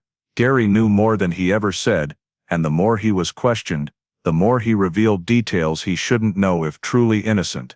The first interrogation ended without a confession, but the investigative team knew they had just crossed a critical threshold. Gary Fields was no longer on the sidelines of the story. What he said, and what he didn't say, proved he was hiding something about the night Melissa Carter disappeared. And from that point, Gary officially became the center of the nearly decade-long cold case. The real pressure was only beginning. After the first interrogation, the investigative team clearly saw that Gary was hiding something, not in a clumsy, evasive way, but in the style of someone who had rearranged their story over many years. Only those layers were starting to crack when faced with new facts. But to elevate the suspicion to the next level, the detective needed something Gary couldn't control with memory: technical data, especially communication records. In the 1996 disappearance, cell phones weren't widespread. Most calls between office employees happened via landlines. The original investigators had recorded internal call logs for the evening Melissa disappeared, but they only checked calls from Melissa's phone without fully examining calls to her phone, or from other extensions to the same floor's offices. The reason was simple: internal tracking technology at the time was too complex to analyze completely, and the case then focused more on the park scene than the office. The 2004 cold case detective decided to re-examine all that data. He requested the old IT department, which had partially digitized the old system, to extract detailed switchboard reports for the week Melissa vanished. After 2 days of reviewing, a standout fact emerged: there were a total of 7 calls to Melissa's internal phone between 7 p.m. and 9:30 p.m., the time frame after she had left the office. In most companies back then, internal calls were usually for urgent work exchanges or short personal contacts. But having 7 consecutive calls on the evening Melissa disappeared was unusual. The detective cross-referenced each internal number. Most belonged to unrelated departments. However, 2 of the 7 calls came from an extension that had appeared before the extension matching Employee 17's access card. This stunned the detective. Employee 17, the person present in the building unusually late. Employee 17, the person never interviewed. Employee 17, the person who used the card right when Melissa left the office. And now, Employee 17, the person who called Melissa's internal phone on the evening she disappeared. An entirely new data axis emerged. Internal extensions back then didn't record voices, but they logged duration and timing. Both calls lasted no more than 20 seconds, meaning the phone rang but Melissa didn't answer, since she had already left the office. This could be random, but in the context of the figure in the scene photo, evidence box 227, and Gary's chain of contradictions, it no longer looked like mere coincidence. The detective decided to use the call data as the new attack point in the second interrogation with Gary. When Gary sat back in the interrogation room, his attitude was different from the previous time. He was more guarded, less cooperative, and seemed mentally prepared for tough questions. But the detective didn't start with direct questions. He began by presenting a timeline diagram of the evening Melissa disappeared, markers pulled from witness statements, blurry cameras, and switchboard data. Gary just stayed silent. Then the detective asked straight, "Did you call Melissa that evening?"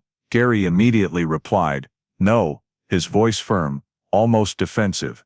The detective nodded lightly, then placed a copy of the switchboard report on the table. "So why did the extension linked to Employee 17's access card call her phone twice during the time she had already left the office?"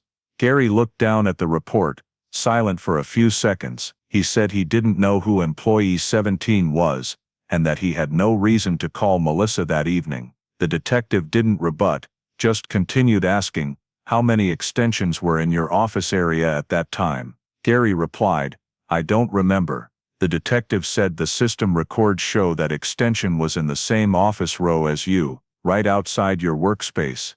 Gary was silent longer. That was the first sign he was wavering.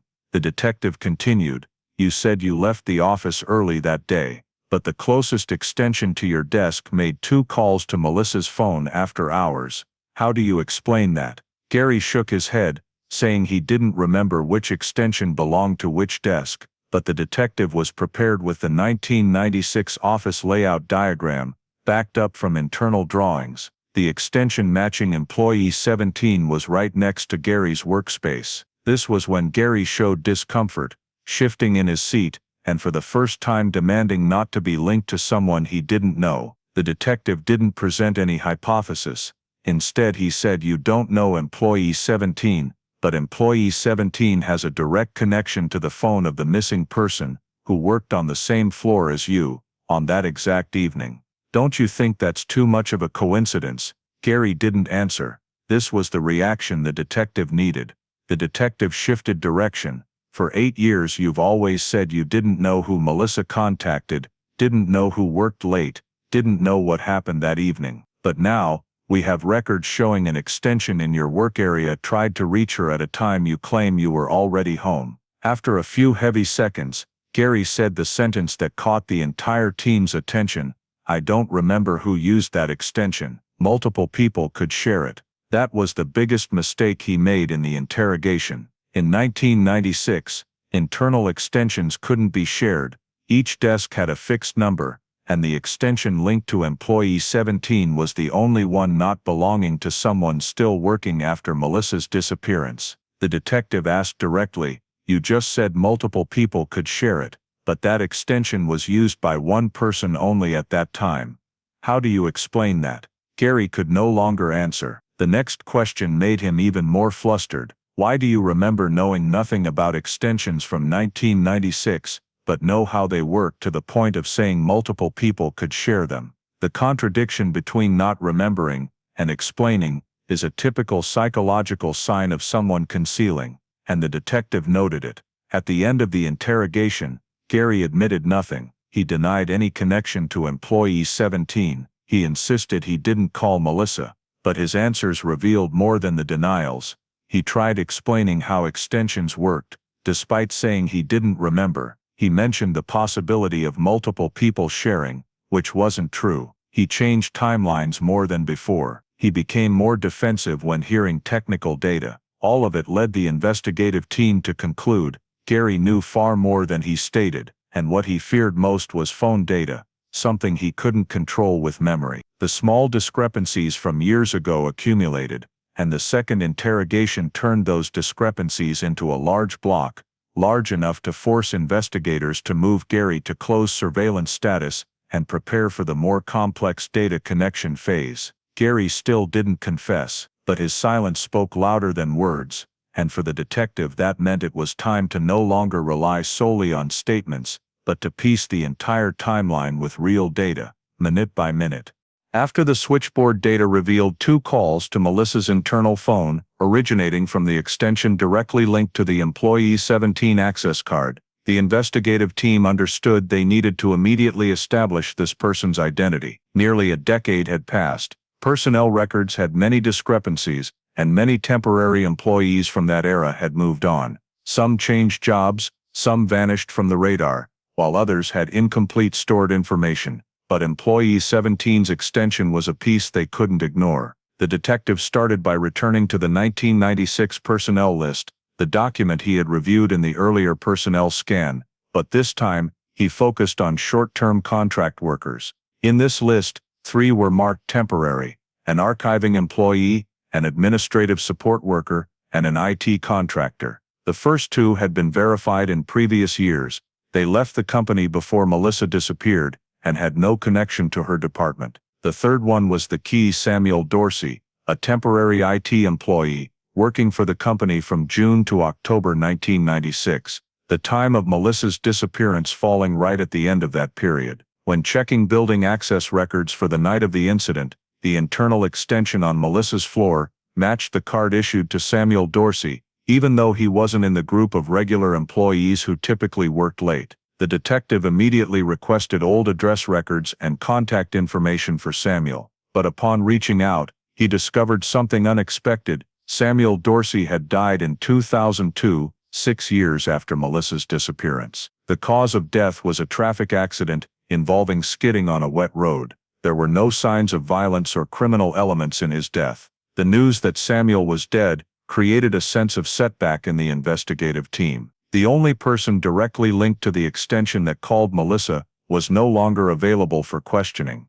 This made the tracing phase much harder. They couldn't ask Samuel where he was that evening, why his extension called Melissa, or if he was the figure in the restored photo. But the detective wouldn't let this become a dead end. He began analyzing what they still had. First was Samuel's work history. Personnel records showed he was an IT contract worker, mainly handling office system maintenance and fixing some internal software issues. Performance notes indicated he worked quite quietly, without drawing attention, but was often present in the office at unusual hours, sometimes evenings, sometimes early mornings, depending on when systems needed repairs. This explained why his extension was recorded as active on the evening Melissa disappeared, but it didn't explain why Samuel called Melissa's phone that exact night. There was no evidence they knew each other. Melissa was in finance, Samuel in IT. There was no special connection between the departments beyond occasional tech support. Next, the detective checked Samuel's work notes for the week of the disappearance. Only one report related to Melissa's floor was found. Samuel had a task to check printers and network connections on the 4th floor that afternoon. This coincided with the time Melissa left the office, and could explain Samuel using the access card matching the time she clocked out. But this created a new issue. Samuel was never interviewed in 1996. The reason was simple. At the time, investigators believed there were no criminal signs at the office. They focused on Murray Park, and Samuel, like most temporary IT staff, wasn't on the initial verification list. Samuel's death left all questions in a void. However, the new physical evidence from Box 227 pointed to the next investigative direction. If Samuel was the one who called Melissa, and if Gary kept the evidence box related to her, then the big question was whether these two had any connection. Or worse, was Samuel's call directly related to Melissa's disappearance, but his role only a small part of a larger event? While the detective was trying to piece these questions into a model, forensics sent back a crucial result. The third-party fingerprints on the keychain did not match Samuel Dorsey. The AFIS system confirmed Samuel had stored fingerprints from prior tech contracts with other agencies. When compared, the results showed no match at all. This ruled out the possibility that Samuel left the fingerprints on the evidence, while also eliminating the simple hypothesis that Samuel was the only one who interacted with Melissa that night. The person who left the fingerprints, the third party, remained a completely new unknown, not in any personnel records or prior investigative data. The detective noted 3 key conclusions. 1. Employee 17 was identified as Samuel Dorsey, present in the building on the evening Melissa disappeared. 2. Samuel was deceased and unavailable for questioning, making any questions about his role impossible to answer directly. 3. The third-party fingerprints did not match Samuel, meaning there was still at least one unidentified person linked to evidence box 227. With Samuel dead, the investigation couldn't proceed through witness interviews. What remained was data analysis. Who was with Samuel? Who used nearby extensions? Who could enter the office through side doors? And most importantly, if Samuel wasn't the one who left the fingerprints, what was his role in the disappearance? A witness, someone coincidentally present, or someone who knew something but never spoke up? These questions began shifting the case away from the scope of a single suspect, and opening the possibility that Melissa Carter's disappearance involved not just one person, but multiple links, with one link now gone forever, unable to tell his part. With the information about Samuel Dorsey, the third-party fingerprints, and the increasingly clear contradictions in Gary's statements, the cold case detective knew it was time to stop viewing the case as isolated pieces. 8 years had passed, and each fact gathered was like a fragment of a larger picture, but until now, they had never been placed in the right position. Now, as all the pieces began to emerge, the detective decided to do what the 1996 investigative team lacked enough information to do: reconstruct the entire timeline of the night Melissa disappeared, cross-referencing every minute with physical evidence, statements, and new discoveries. He started from the clearest starting point, the River Market building, where Melissa was last seen alive. Witnesses confirmed she left the office in the late afternoon, walking alone to the parking lot. No one was following her at the moment. Witnesses saw her, but that didn't prove she left the building without encountering anyone else.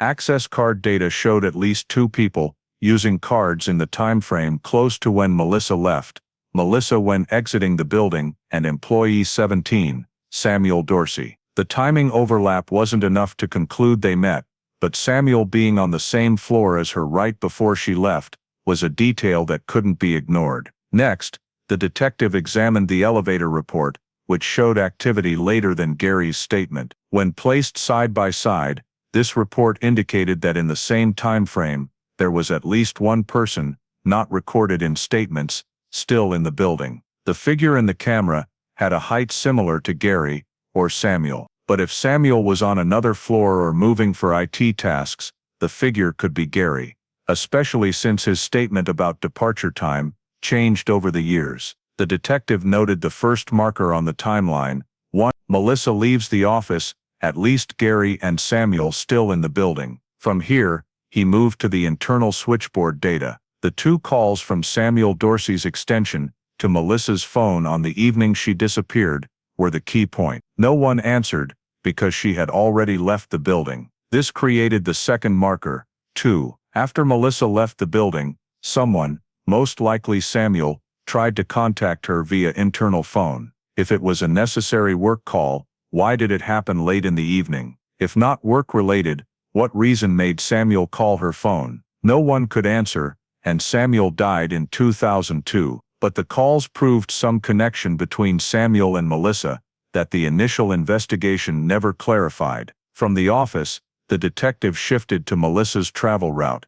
A jogger witness saw her Camry heading toward Murray Park. This formed the third marker. 3. The Camry arrives at Murray Park in an undetermined time frame after Melissa left the office. But the important thing wasn't just which direction the car went, but who was driving. The witness said lighting was poor, couldn't clearly see the person in the car. Another witness heard 2 people talking near the park entrance. A third witness saw the car parked, but didn't see anyone get out. When placing all those statements together, the detective saw a reasonable pattern. Melissa might have been in the car, initially. Another person might have appeared with her or met her at some point, and afterward, only the second person left the car area, leaving the Camry with the dome light on and door ajar. This matched the 2 clean scene. Only cases where the victim is led away without resistance create such a scene. From here, the detective moved to the newest and most crucial data,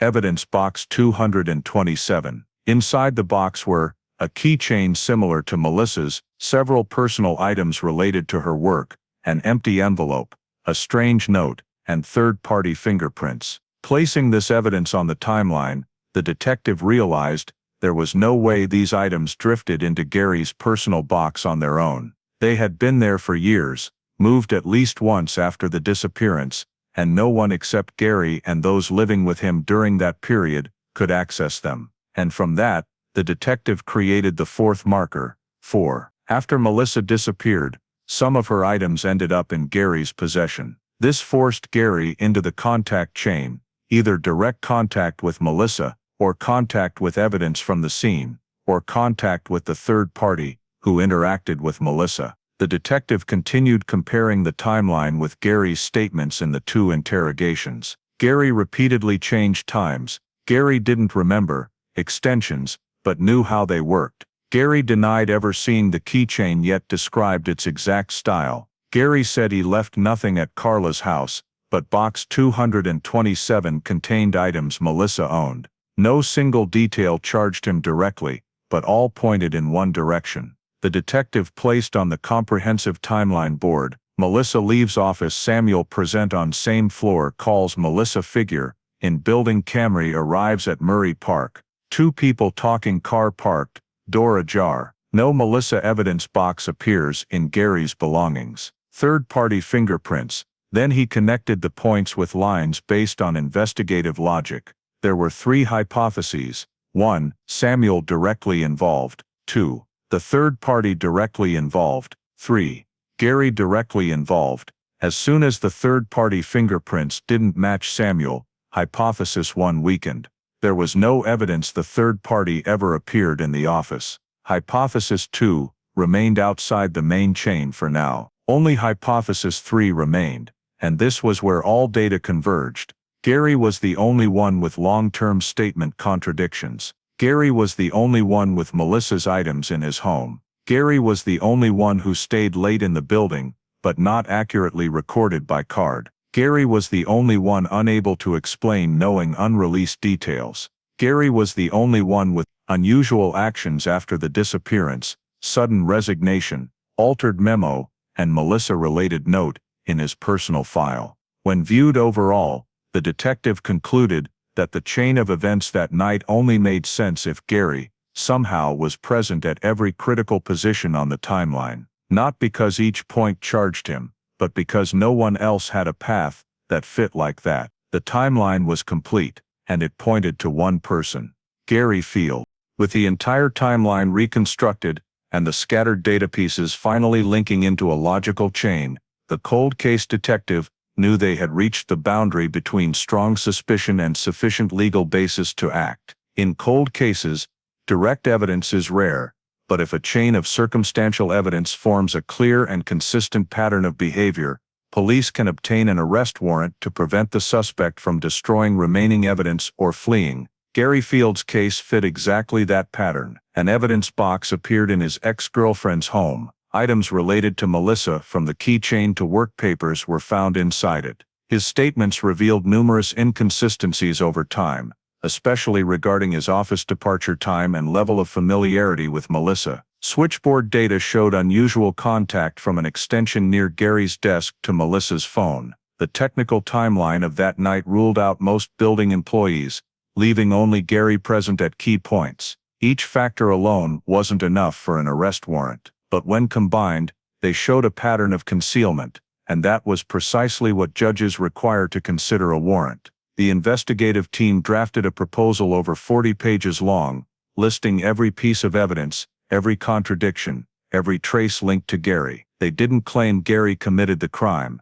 They only proved he was connected to Melissa's disappearance and likely holding crucial evidence. These two factors were enough to request search and detention warrants under Arkansas law. On the morning the file was submitted to court, the entire cold case team, which had only 3 full-time members, stood in silence waiting for the outcome. This was the moment a cold case could revive or die completely. A proposal not tight enough could keep the case closed for many more years. But less than 6 hours later, the prosecutor called to report. The judge agreed to sign search and temporary arrest warrants for Gary Fields. From that moment, everything shifted to action mode. House search of Gary. Police didn't want to give Gary time to think or erase traces, so they executed immediately that afternoon. The warrant team arrived at his home in the Little Rock suburbs, where Gary lived alone after multiple divorces and moves through various apartments over the years. Gary appeared surprised seeing police at the door. He asked what was happening, but didn't resist when they read the search warrant. He stepped back, arms crossed, and let the investigative team inside. The unusual thing wasn't his attitude, but how he seemed too calm. This made the detective more alert, as that calmness could belong to someone who knew nothing incriminating remained in the house, or worse, knew that what police found was only a small part of the story he had hidden for years. Gary's house was simple, not cluttered, but not tidy either. No signs anyone else lived with him. The search team split into 2 groups, focusing on the bedroom and office, where personal items were likely stored. Just 20 minutes in, an officer called the detective to see a major discovery. In the lower drawer of a nightstand, they found a small zip bag, the type used to store important papers or small items. Inside the bag was an old employee badge, demagnetized, but still showing Melissa's faded photo under the yellowed plastic. This badge wasn't in the 1996 evidence list, it wasn't in Melissa's purse, wasn't found in the car, and had no reason to be in Gary's house, unless he took it at some point. Investigators continued expanding the search. In an old cardboard box tucked in a closet corner, they found an unsealed envelope containing 3 crumpled then flattened sheets of paper. One had Melissa's handwriting, preliminarily confirmed by her distinctive signature, with a few lines about a report error being adjusted. This line directly related to the missing report Gary knew nothing about. Another item caught the detective's attention, a clear fishing line bracelet, described by Melissa's mother as a gift she made herself in college. It had been in her room but was never listed in 1996 evidence, meaning it disappeared before police reached the scene. And finally, in an old electronics box, technicians found a small slip of paper with 3 phone numbers, one being Melissa's old home number. The paper seemed torn from a small notebook, and the handwriting matched the torn pages in the notebook found in Carla's box 227. At this point, the investigative team had no doubt Gary didn't just know more than he stated. He kept the victim's items in his home. Not one item, but many, not randomly, but hidden in hard-to-find spots. When all the new evidence was laid out on the table, the prosecutor announced, "Enough basis to execute the arrest." Official arrest. Gary was asked to stand, hands behind his back. Officers cuffed him, reading the Miranda rights slowly and clearly. Gary didn't resist. His face showed no panic, just a strange tension, as if he understood this day would come sooner or later. Neighbors standing outside asked police what was happening. One officer simply replied, "A cold case, reopened." Gary was led into the patrol car, door closing behind him. For the investigative team, this moment wasn't victory, but the shift from suspicion to official legal action. The Melissa Carter file, after nearly a decade, finally had a specific name in the arrested suspect section, Gary Fields. But the case wasn't over, because now, the question was no longer who, but what really happened to Melissa on that night in 1996. After Gary Fields was arrested, the Melissa Carter case immediately shifted to a phase fully reviewed by the Arkansas State Prosecutor. This was no longer a cold case with faint traces, but one with a specific suspect, new evidence, and a reconstructed behavior chain tight enough to present in court. The assigned prosecutor, one with decades of experience handling long-term disappearances, opened the argument with a statement, "We don't have one single piece of evidence that says everything, but we have a chain of evidence that when connected, points to one person, and one person only." From that statement, the entire argument was built in the form of timeline, motive, opportunity, behavior sequence, motive, opportunity, concealment. Reconstructing the entire disappearance sequence, frame by frame, the prosecutor started from the most solid point. Melissa left the office alone. Witnesses saw her walking to her car, with no unusual behavior. But just minutes later, an access card was used by employee 17, Samuel Dorsey, in the same area. This placed Samuel within reach of the victim, right before she left the building. The prosecutor continued describing the sequence. Based on all the new evidence and statements, Melissa leaves the office. Samuel is in the building at the same time. Gary has not yet left the office, as he claimed. 2 internal calls were made from the extension near Gary's desk to Melissa's phone, showing someone trying to reach her after she had left the building. Melissa's Camry appears at Murray Park, seen by a jogger witness heading into the park area. A woman walking her dog hears 2 people talking, coinciding with the time and location where the car was found. The next morning, the car is abandoned, dome light on, door ajar, purse still inside.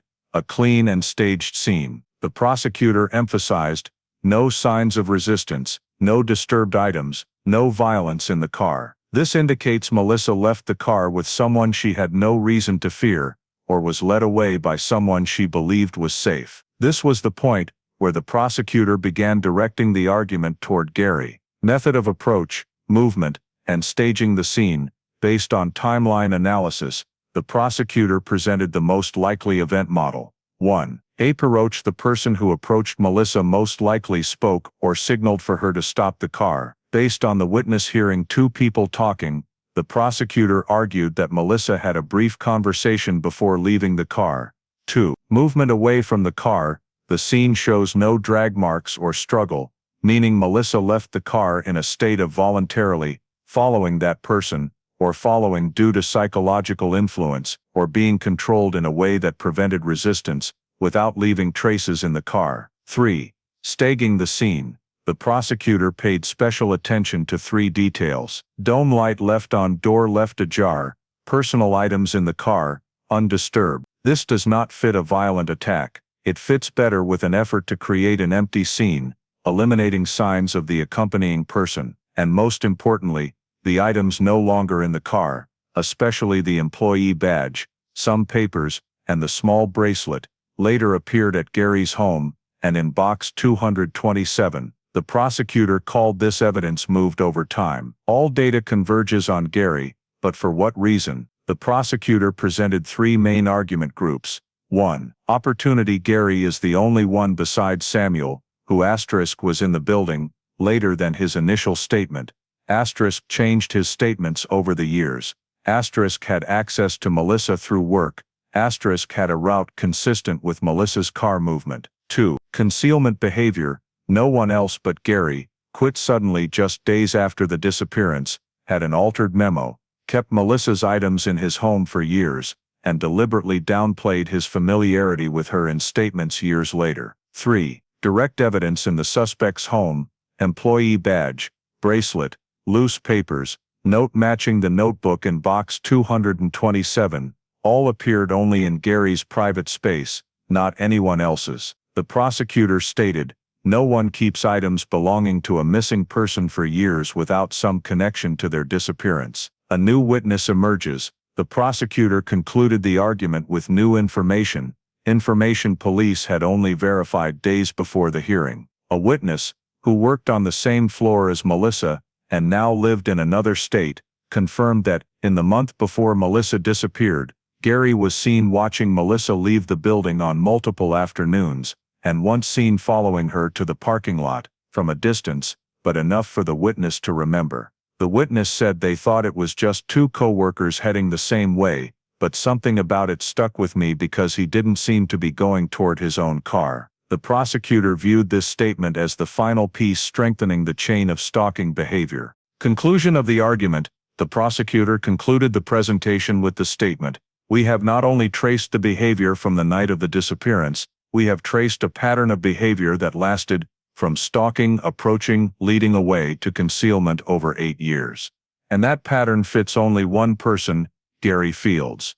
The prosecutor's argument presentation did not end the case, but it created a picture so clear that for the first time in 8 years, everyone in the courtroom felt that the Melissa Carter case might finally be approaching the truth. After the prosecutor's argument, the Melissa Carter case officially entered a legal phase that many cold cases never reach: the phase of viable charges based on a chain of circumstantial evidence, post-event behavior, and late emerging physical evidence. Although the prosecution lacked a single piece of evidence proving Gary Fields caused the disappearance, the entire picture they built was enough to convince the court Gary was directly and actively involved in making Melissa vanish, or in handling evidence afterward. From that point, Gary was in a completely disadvantageous legal position. His defense attorney tried to dismantle each part, claiming the employee badge might have been picked up by mistake, the keychain might have been left by Melissa somewhere, box 227 might have been placed in Carla's home without Gary's involvement, and the timeline lacked direct witnesses. But that argument weakened as the prosecution presented the entire chain of details that couldn't be reasonably explained: why Gary had multiple items belonging to Melissa at different times, why he altered his statements over the years, why his memo was erased, why he quit just 3 days after the disappearance, why his access card was recorded later than he claimed, and why the extension near his workspace coincided with 2 unusual internal calls on the night Melissa vanished. Gary's attorney understood what most cold case investigators know: a consistent chain of circumstantial evidence carries weight no less than direct physical proof. Weeks of negotiations followed. The prosecution offered the possibility of charging Gary with tampering with evidence, obstruction or kidnapping resulting in disappearance, a charge in Arkansas that allows handling long-term disappearances with criminal indicators. Gary initially refused, but after his attorney analyzed the trial risks, where the full timeline, evidence and new witness statements would be presented to a jury, he began to waver. What changed Gary's stance wasn't the evidence, but a major legal consequence.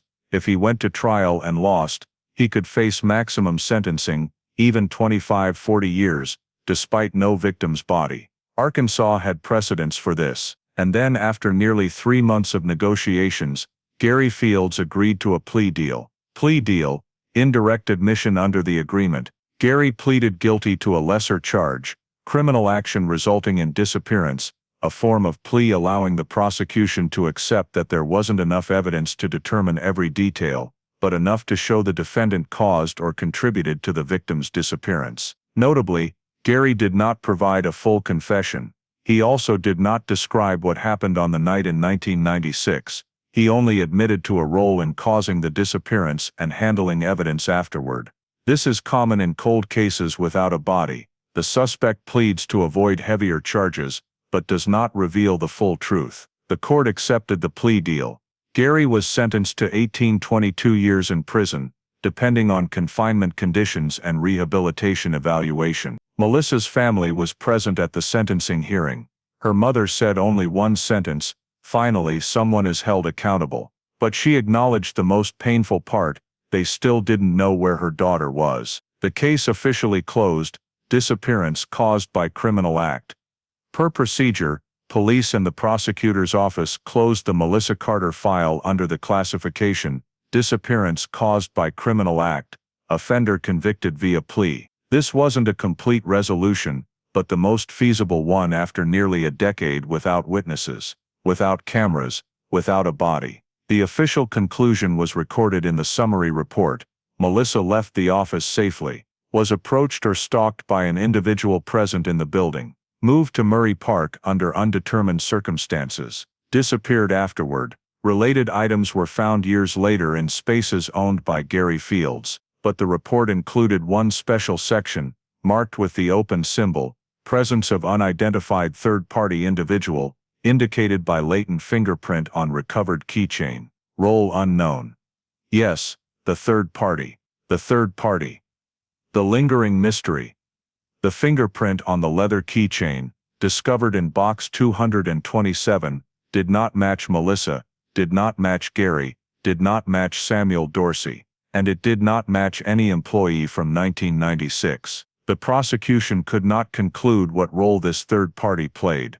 They lacked enough evidence to charge anyone else besides Gary. The fingerprint was stored in the national database as an unknown suspect, common when the print's owner is involved, but their exact role cannot be traced. Melissa's family called this person the nameless shadow. Police called it an unknown handler, someone who touched the evidence, but left no other trace in the timeline. The existence of the third party allowed the case to close legally, but left it open historically. There is always the possibility another figure was behind the scenes. However, in law, not every mystery must be solved to prosecute the primary suspect. Gary's plea deal and the convergence of the entire timeline were enough to consider the case resolved by legal standards. Impact on cold case processing in Arkansas. The Melissa Carter case became one of the most important case studies in reforming cold case procedures in Arkansas.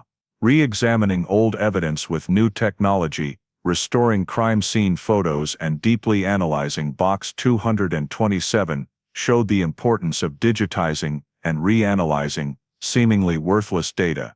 2. Reviewing internal technical data. The 1996 internal calls, overlooked at the time, became the key unlocking employee 17's role. 3. Clarifying responsibility for temporary employees. Samuel Dorsey, never being interviewed, became a lesson in comprehensive personnel reviews in every disappearance case. 4. Redefining strong enough circumstantial evidence. Arkansas prosecution used this case as an example of how a chain of scattered clues can form evidence sufficient for warrants and plea deals. 5. Cold case management system overhaul. After Melissa's case, Arkansas created a dedicated case re-evaluation team, tasked with reviewing cold files every 2-3 years, instead of letting cases sink until new tips arrived. An unclosed ending. The Melissa Carter case was resolved by law, but not by complete truth. Gary was imprisoned. The family had someone held accountable. The file was closed, but many questions remain forever unanswered. Where did Melissa go after leaving the car? What role did Samuel play, if any? Who was the third party?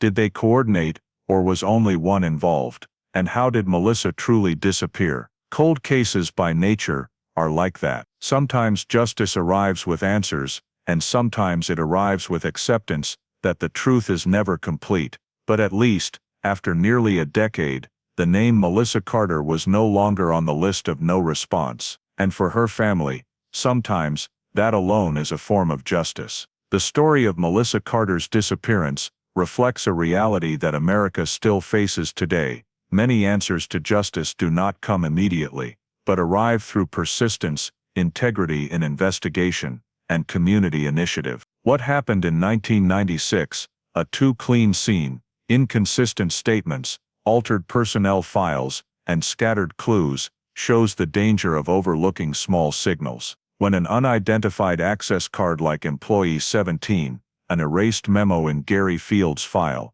or the leather keychain forgotten under the car seat, were deemed unimportant, the truth could remain hidden for years. This reflects a major lesson for American society today. Never underestimate small details, whether in investigations or personal life, because they can protect your safety, or that of those around you. The story also reminds Americans of the value of transparency and accountability. Gary repeatedly changed his statements, evaded facts, and avoided questions about evidence appearing in his home. This reminds us of the need for honest reporting, for protecting internal data, from small offices to large corporations, because even a small act of concealment can lead to irreparable consequences. Finally, solving the case through digitized photos, analysis of old switchboard data, and an anonymous tip, shows a reality in America.